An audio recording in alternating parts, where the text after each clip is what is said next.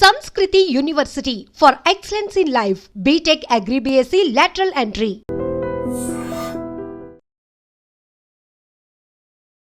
KPHP Tulasi Nagar కాలనీలో ఏపీకి సంబంధించిన ఇద్దరు దంపతులు నివాసం ఉంటున్నారు. అట్లాగే వాళ్ళకి 4 ఏళ్ల కుమారుడు కూడా ఉన్నాడు. అయితే భర్తనేమో సాఫ్ట్వేర్కి సంబంధించిన జాబ్ చేస్తూ ఉంటారు హైటెక్ సిటీలో. ఈమెనేమో వర్క్ ఫ్రమ్ హోమ్ అంటూ చాలామంది కొన్ని వర్క్స్ చేస్తూ ఉంటారు. అందులో మోసపూరితమైనవి కొన్ని ఉంటాయి, ఇంకోటేమో జెన్యున్గా ఉన్నటువంటివి కొన్ని ఉంటాయి. కానీ చాలా మటుకైతే ఈ మధ్యకాలంలో మోసం చేసే ఈ వర్క్ ఫ్రమ్ హోమ్సే చాలా పెద్ద ఎత్తున ఉంటూ ఉన్నాయి. మరి ఏం జరిగిందో ఏమో తెలియదు, కానీ ఈమె పేరు వచ్చేసి అనుష. అయితే అనుషకి గత కొంతకాలం క్రితం నుంచి కూడా ఈ వర్క్ ఫ్రమ్ హోమ్కి సంబంధించి ఎవరో చెప్పారట. అందుకని ఆమె కూడా ఈ వర్క్ ఫ్రమ్ హోమ్కి సంబంధించిన జాబ్స్ని సర్చ్ చేయడమే కాకుండా, అంటే ఒక రకంగా ఏమంటారంటే బెట్టింగ్ యాప్స్లో కూడా ఈమె డబ్బులు పెట్టడం కూడా అలవాటుగా ఉందట.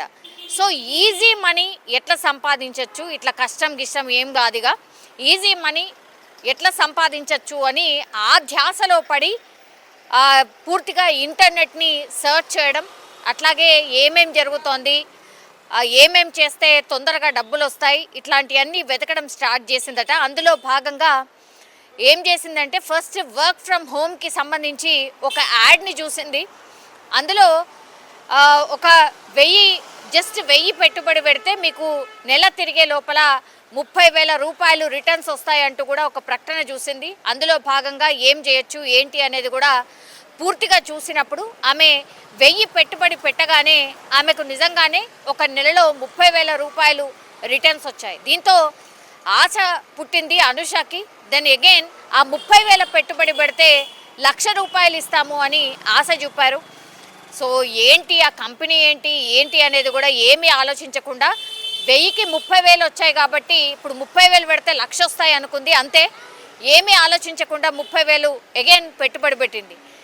అది 30,000 పెట్టుబడి పెట్టేటప్పుడు కూడా, అంటే ఆమెకు 1000 నుంచి 30,000 వచ్చినప్పుడు కూడా ఆమె భర్తకు ఎట్లాంటి ఇన్ఫర్మేషన్ లేదు. మళ్ళీ 30,000 పెట్టేటప్పుడు కూడా కనీసం భర్తకు ఏమాత్రం చెప్పకుండా అట్లా పెట్టుబడి పెట్టేసింది. ఆ తర్వాత ఏమైపోయింది, అట్లా 30,000 పెట్టిన తర్వాత నీకు 1,00,000 రావాలి అని అంటే ఇంకా కొన్ని డబ్బులు మీరే మాకు ఇవ్వాలి అని అంటూ అవతలి వ్యక్తి ఎవరైతే ఉన్నారో ఆమెకు చెప్పడం స్టార్ట్ చేశాడు. 1,00,000 రావాలి అంటే మీరు రిటర్న్గా ఇన్ని డబ్బులు మళ్ళీ మాకు ఇస్తే అవన్నీ కలిపి మళ్ళీ మీకు ఇస్తాము అన్నటువంటి మాట చెప్పి నమ్మించి తీరా చూస్తే మోసం చేసినటువంటి పరిస్థితి. మోసపోయాను అని ఎప్పుడు తెలిసింది అంటే ఆమె దగ్గర ఉన్నటువంటి బంగారం ఏదైతే ఉంటుందో దాని అన్నిటినీ కూడా తాకట్టు పెట్టి, ఎందుకంటే భర్తకు చెప్పలేదు కదా ఇట్లాంటి పెట్టింది అని చెప్పలేదు కాబట్టి ఆమె దగ్గర ఉన్నటువంటి బంగారాన్ని తాకట్టు పెట్టి ఆ డబ్బును తీసుకొచ్చి అగైన్ మళ్ళీ ఈ వర్క్ ఫ్రమ్ హోమ్కి సంబంధించి ఏదైతే ఆమె ఆ ట్రాప్లో పడిందో వాళ్ళకి పంపించిన తర్వాత ఎంతకీ డబ్బులు ఇవ్వకపోగా ఇంకా మీరు డబ్బులు పంపిస్తే కానీ మేము అవన్నీ డబ్బులు ఇవ్వడము అని ఇట్లా చెప్పడం స్టార్ట్ చేశారు. దీంతో ఆమెకు అర్థమైంది ఏంటి అని అంటే, అనుషకి అప్పుడు అర్థమైంది నేను మోసపోయాను, నా డబ్బులన్నీ పోయినాయి, ఇప్పుడు నేను తాకట్టు పెట్టిన బంగారం అదంతా కూడా అటే పోయింది అన్నటువంటిది అర్థమైంది. ఆ తర్వాత ఏం చేయాలి, ఇప్పుడు ఆమె బంగారం అమ్మి ఆమె బంగారం తాకట్టు పెట్టి ఇవన్నీ తెచ్చింది. సో ఆ బంగారాన్ని విడిపించాలి, లేదంటే భర్త తనని అడుగుతాడు కాబట్టి ఇంకో చోటు నుంచి అప్పు తీసుకొచ్చి ఆ బంగారాన్ని విడిపించింది. కానీ అప్పు అలాగే ఉండిపోయింది. ఇప్పుడు ఈ అప్పు తీర్చడానికని ఆమె బెట్టింగ్ యాప్స్లో పెట్టుబడి పెట్టడం, బెట్టింగ్ యాప్స్లో డబ్బులు పెట్టడం స్టార్ట్ చేసింది. అక్కడ కూడా పూర్తి స్థాయిలో మోసపోయింది. సో ఇవన్నీ వరుస పెట్టి ఒకదానికొకటి జరగడంతో ఇంకా ఎవరికి చెప్పాలో అర్థం కాక ఫుల్ స్ట్రెస్లో ఉండి అప్పులు పెరిగిపోయాయి కాబట్టి భర్తకు చెప్పుకోలేక, అటు తన అనే వాళ్ళకి ఎవరికి చెప్పుకోలేక ఇంకా నేను బతకడం వేస్ట్, నాకు ఆత్మహత్య శరణ్యం అంటూ ఆమె ఒక సూసైడ్ నోట్లో కూడా క్లియర్ కట్గా ఏమేం జరిగింది, ఎక్కడ పెట్టుబడింది, ఎక్కడ పెట్టుబడి పెట్టింది, ఎన్ని అప్పులు ఉన్నాయి, ఇవన్నీ రాసి పెట్టి సూసైడ్ నోట్ రాసింది. అట్లాగే అందరికీ సారీ చెప్తూ ఆ సూసైడ్ నోట్లో రాసుకొచ్చినటువంటి పరిస్థితి. ఇదంతా పూర్తిగా అంటే చేయి దాటిపోయిన తర్వాత వాళ్ళ హస్బెండ్కి కూడా తెలియనటువంటి పరిస్థితి. ఏం చేసింది, ఇవన్నీ అప్పులయ్యాయి, అన్నీ అయిపోయాయి కాబట్టి ఆమె వాళ్ళ హస్బెండ్ 11 గంటలకు రాత్రికి, అంటే ఆయన డ్యూటీ చేసుకొని సాఫ్ట్వేర్ ఇంజనీర్ కాబట్టి హైటెక్ సిటీ నుంచి డ్యూటీ చేసుకొని 11 గంటల ప్రాంతంలో వచ్చినప్పుడు 4 ఏళ్ల కొడుకు అండ్ తను ఇద్దరు మాత్రమే ఉంటారు. ఆమె ఫ్యాన్కి ఉరేసుకుంది.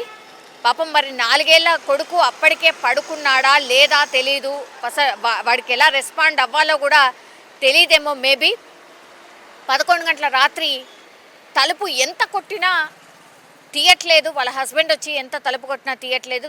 పక్కన కొలీగ్ కూడా ఉంటాడు, సో వాళ్ళు కూడా తలుపు కొట్టడం స్టార్ట్ చేశారు. చాలాసేపటి తర్వాత ఈ 4 ఏళ్ల బాలుడే లోపల నుంచి ఒక స్టూల్ వేసుకొని దానిపైన ఎక్కి ఆ డోర్ని తీస్తే కానీ లోపలి వెళ్ళి చూసేసరికి ఇప్పుడు వాళ్ళ భార్య ఫ్యాన్కి ఉరేసుకొని చనిపోయినటువంటి పరిస్థితి. ఎంత హృదయ విదారకం చూడండి. 4 ఏళ్ల చిన్నారి ఉన్నాడు, తల్లి చనిపోయినట్టు కూడా ఆయనకు తెలీదు. ఆయన్నే డోర్ దగ్గరకు వచ్చి స్టూల్ వేసుకొని డోర్ తీసేసరికి వాళ్ళ భార్య అండ్ వాళ్ళ అమ్మ ఉరేసుకున్నటువంటి పరిస్థితి. అండ్ అసలు ఏం జరిగింది ఏంటి అనేది కూడా ఒక సస్పెన్స్ లాగా, అంటే అసలు ఎందుకు వేసుకుంది ఎవరికీ తెలియదు. దీంతో సూసైడ్ నోట్ రాసింది కాబట్టి, దొరికింది కాబట్టి, ఆమె ఏమేమి తప్పులు చేసింది, ఎందులో పెట్టుబడి పెట్టింది, ఎన్ని అప్పులు ఉన్నాయని రాసుకొని వచ్చి అందులో నోట్లో రాసింది కాబట్టి తెలిసింది. ఆ తర్వాత పోలీసులకు ఇన్ఫర్మేషన్ ఇచ్చారు. పోలీసులు కేసు రిజిస్టర్ చేసుకొని మీరు ఈమె ఎక్కడ పెట్టుబడి పెట్టింది అంటే అగైన్ సైబర్ నేరం కిందనే వస్తుంది.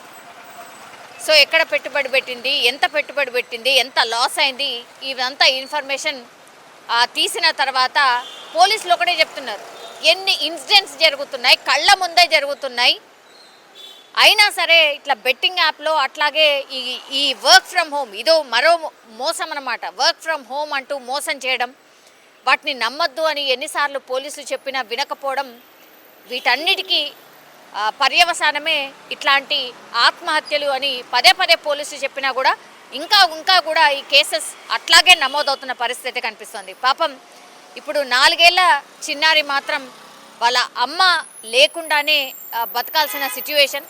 సో ఇట్లా ఫ్యామిలీస్ అయితే ఆగమైపోతున్నాయి. అన్నీ ఏవేవో ప్రకటనలు వస్తే దయచేసి ఓపెన్ చేయకండి, చూడకండి, ఇవన్నీ సైబర్ నేరాలకు సంబంధించిన పన్నాగాలు అని ఎన్నిసార్లు చెప్పినా మరి ఇట్లా మోసపోయే వాళ్ళు ఉంటూనే ఉన్నారు, ఇట్లా మోసం చేసే వాళ్ళు పుట్టుకొస్తూనే ఉన్నటువంటి సిచ్యువేషన్ అయితే కనిపిస్తోంది. కానీ ఒక ఫ్యామిలీ మాత్రం మళ్ళా ఆగమైపోయిన పరిస్థితి. మళ్ళా ఒక బెట్టింగ్ యాప్ వల్లనే ఇప్పుడు ఈ ఫ్యామిలీ అయితే పూర్తిగా ఆగమైపోయిన పరిస్థితి కనిపిస్తోంది. మాకు 8th రోజు లేట్ నైట్ ఒక కాంప్లైంట్ రావడం జరిగింది. అనుషని 25 years ఆమె హ్యాంగింగ్ చేసుకొని ఇంట్లోనే చనిపోయిందని సమాచారం వస్తే మా నైట్ డ్యూటీ ఆఫీసర్ పోయేసి చూస్తే నైట్ హ్యాంగింగ్ చేసుకున్నట్టున్నది. అయితే వాళ్ళ భర్త సాఫ్ట్వేర్ ఇంజనీరు హైటెక్ సిటీలో చేస్తారు. వాళ్ళ భర్త 11 o'clock అట్లా వస్తాడు. ఈమెనేమో ఇంట్లో సాఫ్ట్వేర్ వర్క్ ఫర్ హోమ్ అని చెప్పేసి ఇంట్లోనే వర్క్ చేస్తుంటుంది. యాప్ ప్లస్ బెట్టింగ్ కొద్దిగా అలవాటు ఉన్నది. ఆ గోల్డ్ తాకట్టు పెట్టి వేరే వాళ్ళ దగ్గర అప్పు తెచ్చుకున్నది. అదే కాక ఫ్రెండ్స్ దగ్గర అప్పు 1.5 lakh దగ్గర తెచ్చుకున్నది. నా భర్తకు తెలిస్తే ఇదేమన్నా ఇష్యూ అవుతుందని చెప్పేసి ఉద్దేశంతో వాళ్ళ భర్త ఆఫీస్కి వెళ్ళిన సమయంలో ఫ్యాన్కి ఊరేసుకొని చనిపోవడం జరిగింది. అయితే వాళ్ళ భర్త 11 o'clock వచ్చి తలుపు కొడితే ఎంత కొట్టినది తిరగలేదు. వాళ్ళ కొలీగ్ కూడా పక్కనే ఉంటాడు. వాళ్ళ కొలీగ్ ఇద్దరు వచ్చి ఎంత సౌండ్ చేసినా రాలే. వాళ్ళ 4 years బాబు ఉన్నాడు. ఆ 4 years బాబు వచ్చేసి బెంచ్ స్టూల్ వేసుకొని బోల్ట్ తీసేస్తే చూసుకుంటారు. కానీ అప్పుడే సూసైడ్ నోట్ కూడా రాసింది. అందులో నేను ఇట్లా అందరికీ అందరు అని ఐ లవ్ ఫర్ ఆల్ అని చెప్పేసి రాసేసి నేను ఇవన్నీ చేసిన అని చెప్పేసి సూసైడ్ నోట్లో రాయడం జరిగింది.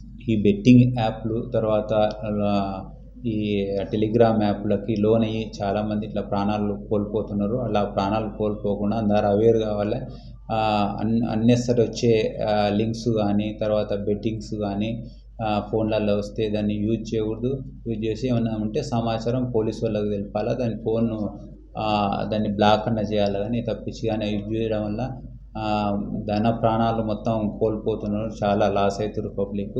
భవిష్యత్తులో కూడా ఇలాగనే పబ్లిక్ అవేర్ అయితేనే దీని మీద పబ్లిక్కి సేఫ్టీ ఉంటుంది. సైబర్ క్రైమ్ చాలా ఇప్పుడు బాగా అవేర్ ఉంటేనే మనం మన సేఫ్టీగా ఉండగలుగుతాము. అందుకనే పబ్లిక్ అవేర్గా ఉండాలి కోరుతున్నాను.